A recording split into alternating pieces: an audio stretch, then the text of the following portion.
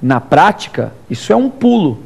Então há de se tomar cuidado, efetivamente, na diferença entre oposição e embargos de terceiro.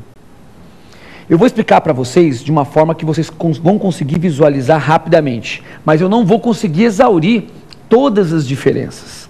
É importante que vocês entendam que entre oposição e embargo de terceiro, o que muda do ingresso do terceiro no processo é o título jurídico pelo qual ele se apresenta para discutir o bem.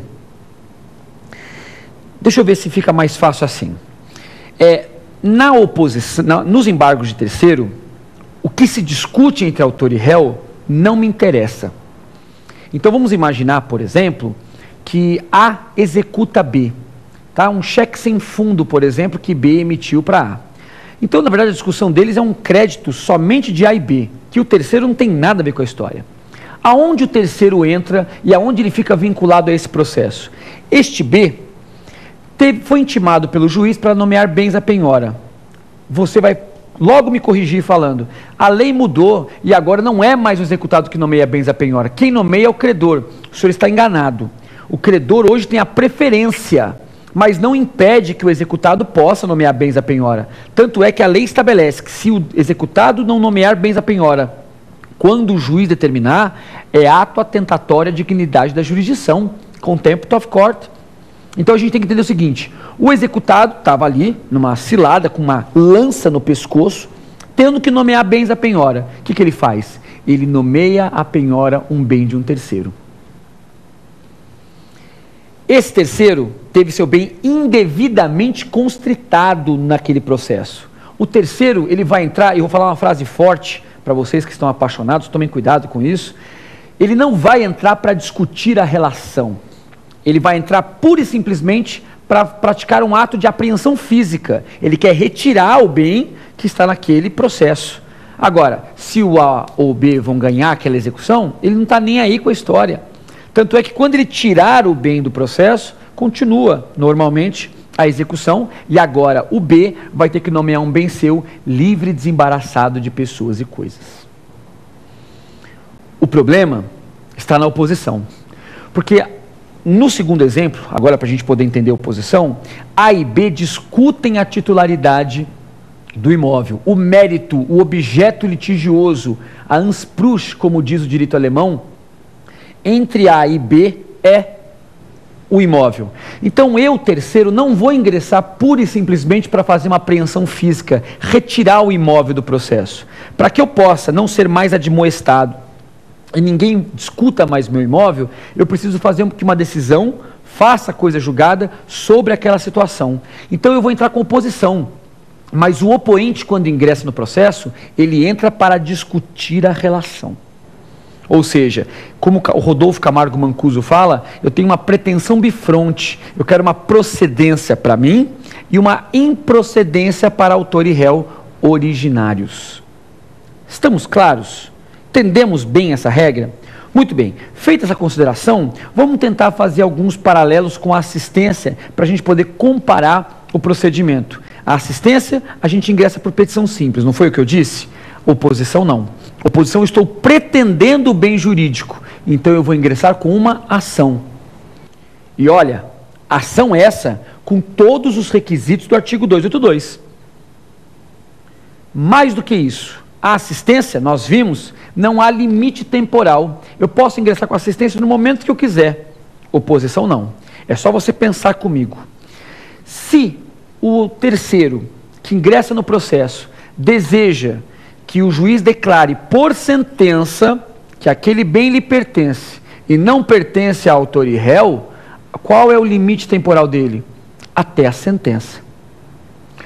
Uma consideração digna de nota, há 3 exames atrás, alguns exames atrás, eu não vou lembrar agora exatamente qual, a OAB perguntou sobre oposição e falou exatamente sobre esse assunto, só que eles colocaram errado, eles falaram que o oponente podia ingressar até o trânsito em julgado, a questão, ainda bem, foi anulada, tá? Depois eles verificaram mesmo que só pode ingressar até a sentença. Se você ler a lei não fala isso, mas isso é consideração praticamente doutrinária unânime. Você tem lá um ou outro doutrinador, como o ilustre professor Humberto Teodoro Júnior, que tem um posicionamento diverso. Uma outra questão, assistência facultativa a oposição também é. Isso é intuitivo. Ninguém pode ser obrigado a ingressar com uma ação. Outra pegadinha de exame. Quando o opoente ingressar, os opostos, que são os autores e réus originários, vão ser intimados. Na verdade, uma citação / intimação. O Arruda Alvim chama de intimação com efeito citatório, porque é uma intimação que gera revelia, se você não se defender, para se manifestar. Você prontamente vai gritar para a televisão. Claro, nesse caso, se autor e réu, que são assistidos por procuradores diferentes, vão ter prazo para contestar a pretensão do opoente, incide a regra do artigo 191. O prazo para eles é em dobro. Então a gente pode concluir que o prazo é de 30 dias, certo? Errado. Nós estamos falando de uma exceção de uma exceção. A despeito de serem dois réus em relação ao opoente, com procuradores diferentes, e certamente autor e réu tem que ter procuradores diferentes, senão isso aqui é uma casadinha trabalhista, o prazo é comum à luz do artigo 57. O prazo é comum. E para nós encerrarmos, eu queria fazer uma rápida consideração sobre o ingresso do opoente. Como nós vimos, o opoente pode ingressar da petição inicial, que é o termo inicial, até a sentença. Só que no final do processo, e a gente sempre acha que a audiência fica no meio, a audiência fica quase no final do processo, a audiência de instrução, ela fica aqui, ó, quase dando luz alta na sentença.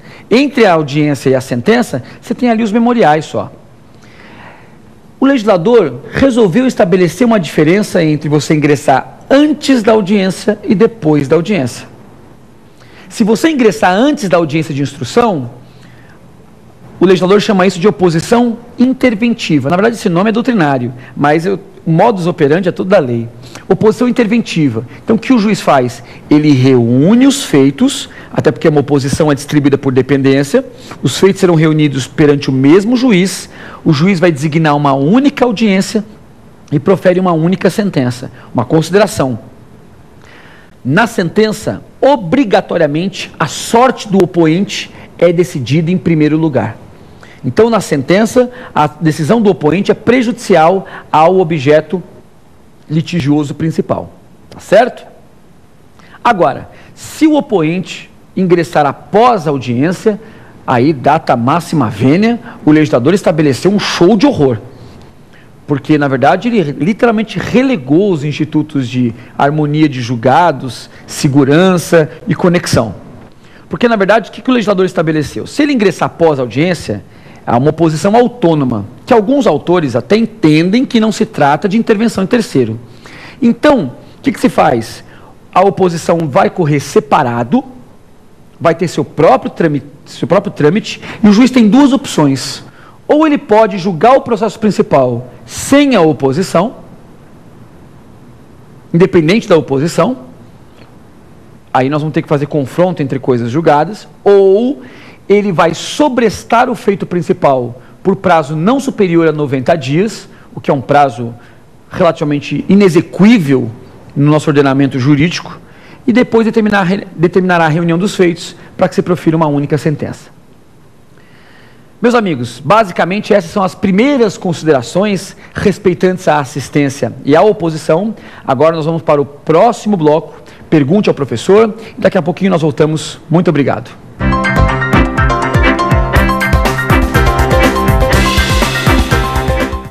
Meus amigos, estamos de volta para o segundo bloco, pergunte ao professor. Não esqueçam, todas as dúvidas podem ser enviadas para o provafinal@lfg.com.br. Então vamos para a primeira pergunta do programa.